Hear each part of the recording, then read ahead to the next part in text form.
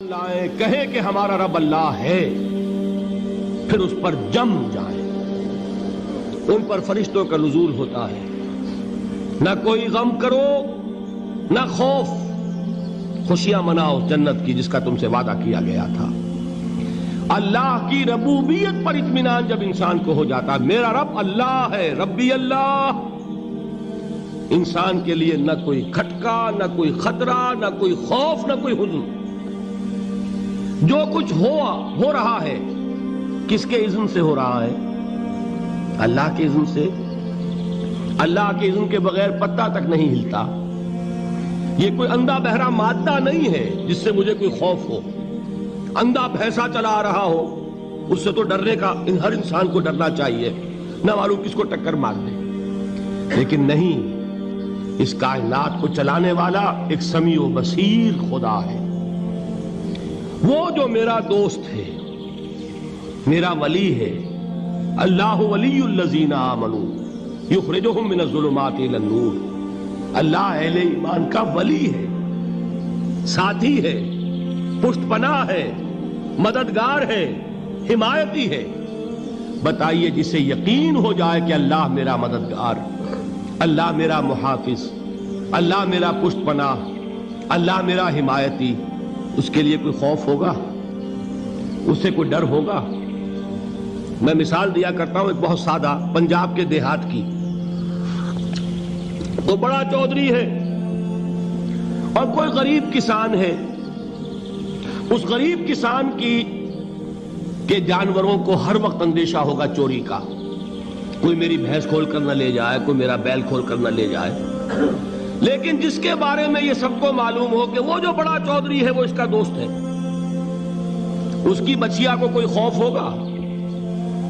اس کی بھینس پر کوئی ہاتھ ڈالے گا؟ اسے کوئی اندیشہ ہوگا؟ نہیں۔ کیوں؟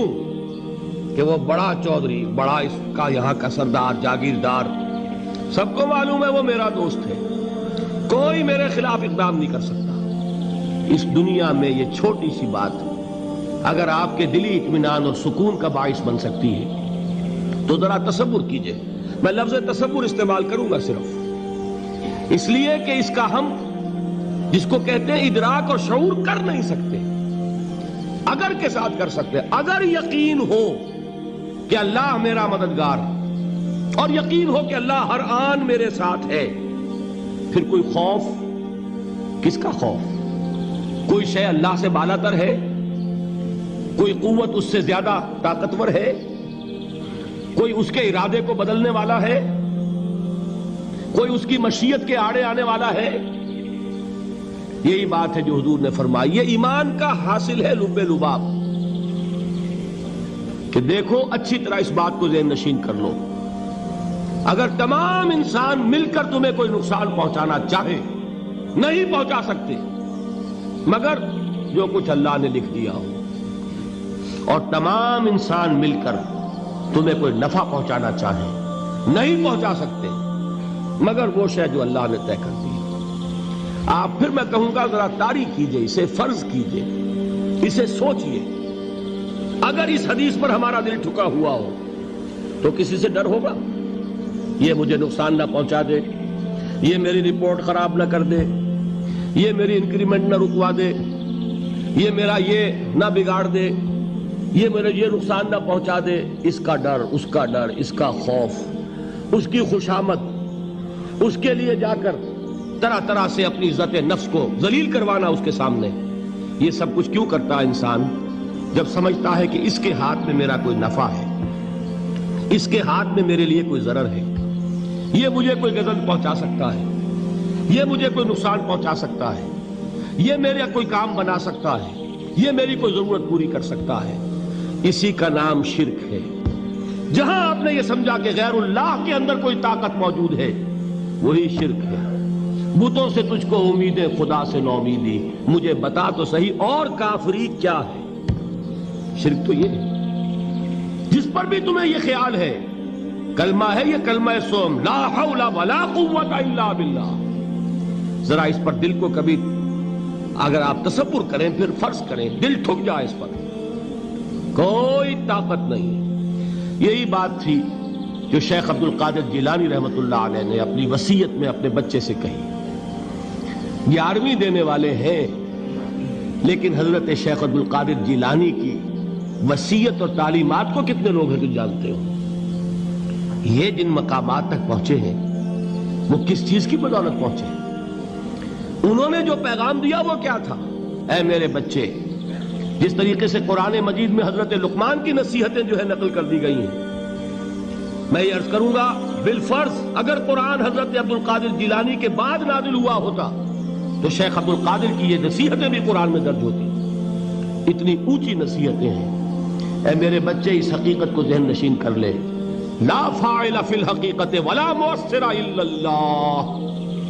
اس کائنات میں نہ کوئی فاعل حقیقی ہے نہ مؤثر حقیقی ہے سوائے اللہ. کسی شے میں کوئی تاثیر نہیں اگر اللہ نہ چاہے. آگ جلا نہیں سکتی اگر اللہ نہ چاہے. پانی ڈبو نہیں سکتا اگر اللہ نہ چاہے. زہر ہلاک نہیں کر سکتا اگر اللہ نہ چاہے. کوئی چیز فائدہ نہیں پہنچا سکتی اگر اللہ نہ چاہے. تو در در پہ کیوں سر جھکاتے ہو؟ در در پر کیوں جبیں سائی کرتے ہو؟ سب کے سامنے کیوں ہاتھ پھیلاتے ہو؟ ایک اللہ سے مانگو. ایک اللہ کے سامنے زمین پر اپنی جبین رکھو. لا فاعل فی الحقیقت ولا مؤثر الا اللہ. نظر آتا ہے ہمیں کہ پانی پیاس بجھا دیتا ہے. پیاس بجھانے کی صلاحیت پانی میں نہیں ہے، اللہ کے اذن سے. کھانا بھوک مٹا دیتا ہے. بھوک مٹانے کی صلاحیت کھانے میں نہیں ہے، اذن رب میں. دیکھیے یہی یقین تھا. حضرت موسیٰ علیہ السلام کا واقعہ یاد کیجئے. سامنے سمندر آ گیا ہے. قوم دیکھتی ہے پیچھے کہ گرد و غبار کا طوفان ہے. معلوم ہوا کہ فرعون اپنے لشکر سمیت آ گیا ہے. لشکر جب چلتا تھا تیز رفتاری کے ساتھ تو گرد و غبار کا جو طوفان اٹھتا تھا اس کا تصور کیجئے. اور لمحہ بلمحہ وہ قریب آ رہا ہے. پوری قوم نے کیا کہا؟ اے موسیٰ انا لمدرکون. اے موسیٰ ہم کو پکڑے گئے. قرآن مجید میں تو یہاں وہ باتیں نہیں لکھی ہے، لیکن تورات میں یہ درج ہے کہ بنی اسرائیل جھگڑنے لگے، دست و گریبان ہو گئے موسیٰ کے ساتھ. موسیٰ ہمیں یہاں مروایا لا کر، اس سے تو ہم ہی بہتر تھے. وہاں کھانے کو ملتا تھا، زندگی تو تھی. بیگار ہم کر رہے تھے، موت تو نہیں تھی. اب جو کچھ ہوگا اس کا تصور کرو، جس طریقے سے ہمارے ٹکڑے اڑائے جائیں گے. تو لڑ رہے ہیں حضرت موسیٰ علیہ السلام سے. یہ تورات کی تفصیل ہے. قرآن میں صرف اتنا آیا ہے، پریشان ہو کر انہوں نے کہا انا لمدرکون. موسیٰ ہم تو پکڑے گئے. اس وقت موسیٰ کا جواب کیا ہے؟ کلا ان معی ربی سیہدین. نہیں، میرے ساتھ میرا رب ہے، وہ راستہ دے گا. بتائیے کہاں راستہ نظر آ رہا ہے؟ یہ ہے ایمان بالغیب. راستہ نظر نہ آئے تب اللہ پر یقین ایمان ہے. جیب میں پیسے ہوں اور تب دل کو اطمینان ہے تو ایمان کس پر ہوا؟ پیسے پر، اللہ پر نہیں. جب وسائل و ذرائع نہ ہوں اور پھر یقین ہو کہ اللہ مسبب الاسباب ہے، وہ اسباب کا پابند نہیں ہے، وہ اسباب کا محتاج نہیں ہے، اسباب اس کے محتاج ہے. اگر یہ یقین ہے تو اللہ پر ایمان ہے. یہ نہیں ہے تو تمہارا ایمان اسباب پر ہے، وسائل پر ہے، ذرائع پر ہے، مادیات پر ہے، اللہ پر نہیں. اس وقت کہاں راستہ تھا؟ کوئی راستہ تھا؟ سمندر ہے اور ادھر سے لشکر آ گیا ہے. کلا ان معی ربی سیہدین. اب دیکھیے ایمان کہہ دینا آسان ہے، ہوا معکم اینما کنتم. جہاں کہیں بھی تم ہوتے ہو اللہ تمہارے ساتھ ہوتا ہے. لیکن اس کا یقین قائم ہو جائے تو زمین و آسمان کا فرق واقع ہو جائے.